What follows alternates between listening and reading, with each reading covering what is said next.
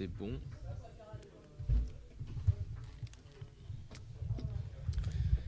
Donc nous sommes maintenant avec Stéphane Deveau, bonsoir. Bonsoir. Et Agathe Doisy, bonsoir également. Bonsoir. Et donc Romane, je te laisse la parole pour les questions. D'accord. Alors, donc, est-ce que pour commencer, vous pourriez vous présenter chacun votre tour pour qu'on comprenne un peu à qui on a affaire durant l'émission? Ça commence bien. Moi, je suis chargée de développement à la station. Mon rôle est très varié. Je m'occupe de la communication, je m'occupe du marketing, d'accueillir les personnes qui arrivent et de mettre en place des événements, des déjeuners, des after-work, différents événements pour la communauté. D'accord. Bonsoir, donc moi je m'appelle Stéphane, je suis le directeur de la station. Et donc en gros, Agathe fait tout et puis moi je fais le reste. D'accord. Alors, donc, qu'est-ce que la station en quelques mots, si vous pouviez la définir? Oui, en quelques mots, la station elle se définit comme un tiers-lieu d'innovation dans lequel on peut trouver toute une série de services, par exemple des espaces de coworking pour les indépendants, les personnes qui veulent télétravailler, mais également pour tous les étudiants qui pourraient avoir des projets collaboratifs sur lesquels ils veulent s'investir.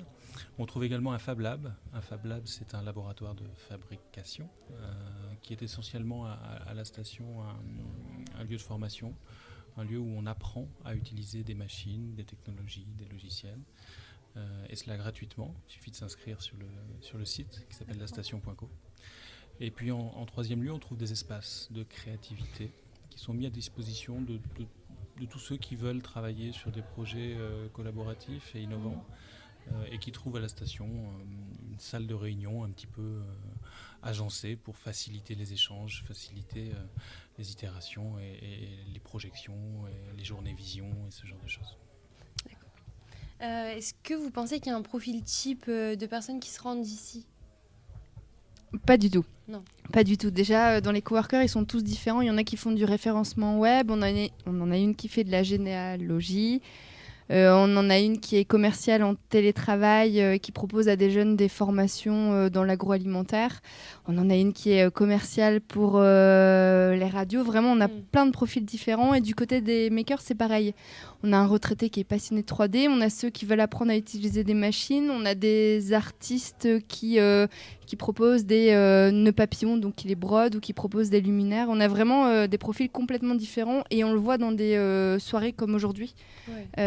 Il y en a des jeunes, des moins jeunes. Ils sont tous passionnés dans ce qu'ils font, mais avec des profils complètement différents. Oui, d'accord. Donc là, vous allez, c'est les J-200 avant l'installation dans la gare. Qu'est-ce que ça va changer de s'installer dans la gare alors? C'est d'abord un changement d'échelle, puisque là, aujourd'hui, on vous accueille dans un bâtiment préfigurateur qui est un prototype. On s'est appliqué à nous-mêmes la méthode de gestion de projets innovants que des entreprises peuvent utiliser en se disant que, en attendant la fin des travaux du bâtiment de la gare, il serait judicieux de proposer à la population et à tous ceux qui le souhaitent de découvrir la station dans un bâtiment préfigurateur. Et donc dans 200 jours, c'est le changement d'échelle. On quitte le bâtiment préfigurateur et on rejoint notre bâtiment terminé. Et donc c'est une multiplication par 20 de la surface. Donc c'est un vrai changement d'échelle avec de nouveaux services, une équipe un peu élargie et donc une communauté d'utilisateurs qui va prendre place dans un Fab Lab 3 fois plus grand, dans des espaces de coworking 2 à 3 fois plus grands également. Voilà. Donc, vous avez quelque chose à rajouter, non? Donc, autre que l'installation dans la gare, est-ce que vous avez des perspectives d'évolution pour la station? Oui, forcément. On a une vision à 3 ans de ce que peut devenir cet outil, en conservant l'idée que c'est une démarche agile qui nous anime. On a une vision et on sait qu'on devra partager cette vision en étant à l'écoute aussi des utilisateurs qui nous disent ce dont ils ont besoin. Donc il faut qu'on ait à la fois la perspective et puis la capacité à écouter À ceux s'adapter à qui aussi. on veut rendre ce service. Une des perspectives les plus réjouissantes pour nous tous ici, c'est de devenir un vrai lieu d'accompagnement des entrepreneurs et des entrepreneurs innovants potentiellement, avec la création de ce qu'on appelle un incubateur de projets. Donc là, on est à horizon 2020. On souhaite accueillir des porteurs de projets et les aider dans un travail de réflexion en amont, depuis l'idée jusqu'à la décision de créer ou de ne pas créer une entreprise. Voilà, par exemple, un exemple de perspective et d'évolution significative. Très intéressante. Quels ont été les parcours professionnels qui vous ont amené à travailler, à diriger la station du coup ? Alors pour ce qui me concerne, c'est un parcours qui a des collectivités locales en matière de marketing et de conseil. Ensuite, j'ai créé une start-up innovante dans le domaine du génie logiciel. Je ne m'occupais pas de la partie de développement, mais plutôt de la partie marketing.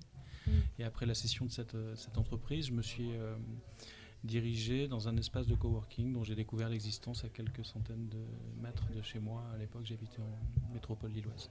Et c'est là que j'ai découvert ce monde-là du coworking et des tiers-lieux qui m'a intéressé, et je me suis projeté dans ce projet à Saint-Omer il y a 2 ans à peu près.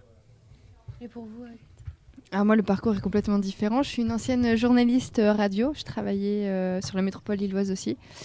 Et j'adorais mon métier, mais je voulais me rapprocher. J'habite dans le Boulonnais. Je voulais trouver un boulot plus près de chez moi. Et moi, j'étais dans une petite radio associative, peu connue. Et j'avais envie de faire un travail où je servais à quelque chose, où les gens connaissaient, où il y avait un avenir. Parce que la radio, c'est génial, moi j'adore ça. Mais les gens font des ateliers radio et après c'est fini. Et j'avais envie de trouver un travail avec vraiment un rôle. Et je suis tombée sur l'annonce à Saint-Omer de femme manager. J'ai postulé en tant que femme manager, je n'avais pas les compétences. Et Stéphane m'a dit, bon, ça ne va pas le faire, mais par contre, j'ai un boulot de chargée de communication. À l'époque, c'était cet intitulé de poste et c'est comme ça qu'on s'est rencontrés. Et le projet était passionnant et voilà. C'est comme ça que je suis arrivée ici. D'accord. Donc ce qu'on voit, nous, on est Studio Gaco, donc on représente un petit peu aussi les étudiants. Donc quelle est la place des étudiants à la station, notamment pour ceux qui veulent créer quelque chose, mais qui sont peut-être encore dans leurs études et qui doutent un petit peu de leur projet? Comment la station peut les aider aujourd'hui? Pour un étudiant, et je me projette pas si longtemps en arrière, je crois que peut avoir envie de rejoindre une communauté qui se forme, qui se constitue, une communauté, comme l'a dit Agathe tout à l'heure, de personnes d'origines très diverses, avec des talents très très hétérogènes, avec des compétences et des ressources qu'on peut mobiliser. Je crois que la station, c'est ça, c'est un lieu de rencontre potentiel, c'est un écosystème. Et pour tous les étudiants, ou pas étudiants, mais ceux qui ont envie de creuser un peu, qui ont envie de se connecter à d'autres porteurs de projets ou à des ressources, c'est le lieu à Saint-Omer et dans la région qu'il faut connaître. C'est ce qui se passe. Derrière nous, il y a un peu de bruit parce qu'il y a quelques personnes qui partagent un moment de convivialité et parmi eux, il y a pas mal de porteurs de projets qui travaillent ensemble aujourd'hui alors qu'ils ne se connaissaient pas il y a encore quelques semaines. Et ils ont trouvé à la station quelque chose, ça a été rappelé tout à l'heure, quelque chose qu'ils ne cherchaient pas. C'est quelqu'un qui sait fabriquer un objet mais qui n'a aucune compétence en web marketing, qui rencontre quelqu'un qui ne sait rien faire de ses mis en avant, mais qui complètement peut en effet l'aider. Donc c'est ça, la station pour tous les porteurs de projets, qu'ils soient étudiants ou pas étudiants, je dirais que c'est le lieu de la rencontre qui peut générer des projets collaboratifs et du business en plus pour la plupart. C'est vrai que c'est quelque chose qui revient beaucoup de toutes les personnes qu'on a interviewées. C'est des personnes soit qui voulaient changer leur solitude un petit peu ou avoir un endroit spécial pour travailler en dehors de la maison. Et finalement, ils se retrouvent ici à rencontrer beaucoup de gens et justement à avoir un petit peu une communauté où tout le monde s'entraide. Et justement, ça leur permet d'évoluer beaucoup plus vite en fait. Et après, pour les étudiants, il y a aussi nos espaces qui sont proposés, un espace de créativité pour des travaux de groupe. On peut discuter, échanger. On a des étudiants en école d'ingénieur aujourd'hui qui sont là pour ça et qui disent que c'est pour ça qu'ils reviennent. On peut écrire sur les murs, on peut échanger, discuter. Dans l'espace de coworking, on peut travailler, rencontrer des professionnels. Enfin, c'est intéressant aussi d'avoir d'autres parcours.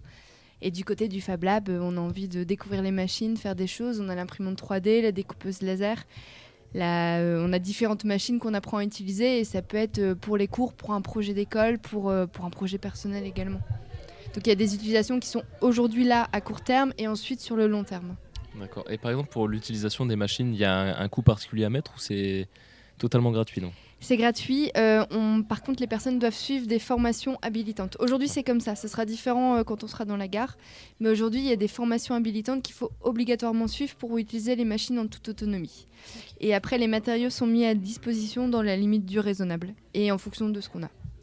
Est-ce que vous connaissez à peu près le nombre de personnes qui viennent régulièrement à la station? Oui. Est-ce qu'il faut des chiffres? On connaît assez bien les chiffres parce qu'on est vigilant à suivre l'évolution de la fréquentation. Actuellement, on est sur un rythme de 500 visites par mois à la station. Une grande majorité des utilisateurs viennent à la station pour le Fab Lab, pour profiter de ces fameuses formations habilitantes ou des ateliers de découverte ou des visites qui sont organisées pour les plus jeunes ou pour les autres. Beaucoup d'indépendants également utilisent la station et le Fab Lab comme un lieu de production pour fabriquer des objets qu'ils prototypent dans une perspective de valorisation et de vente. Et puis les autres sont des utilisateurs soit des espaces de créativité, soit des espaces de coworking. De plus en plus d'indépendants également et de télétravailleurs. Ça a sans doute déjà été évoqué dans les interviews précédentes. Viennent ici en télétravail en effet pour rompre des logiques d'isolement, améliorer les conditions de travail parce qu'à la maison c'est pas toujours évident et se connecter encore une fois à d'autres personnes. Et vous pensez toucher plus de monde en s'installant après par la suite dans la gare? Oui, c'est bien l'idée, c'est de changer d'échelle, pas uniquement en termes de surface occupée, mais également en termes de communauté. On a des objectifs qui sont assez ambitieux de développement de cette communauté et du nombre d'utilisateurs. Et il est certain qu'en ayant un Fab Lab encore plus équipé, on adressera une population encore plus large. Et puis, au moment de l'arrivée dans les nouveaux locaux, on aura bénéficié, j'espère, de toute cette période de prototypage qu'on est en train de vivre, qui est la période où on se connecte avec la population, nous aussi, et où on fait connaître la station. Donc une émission de radio, par exemple, très utile.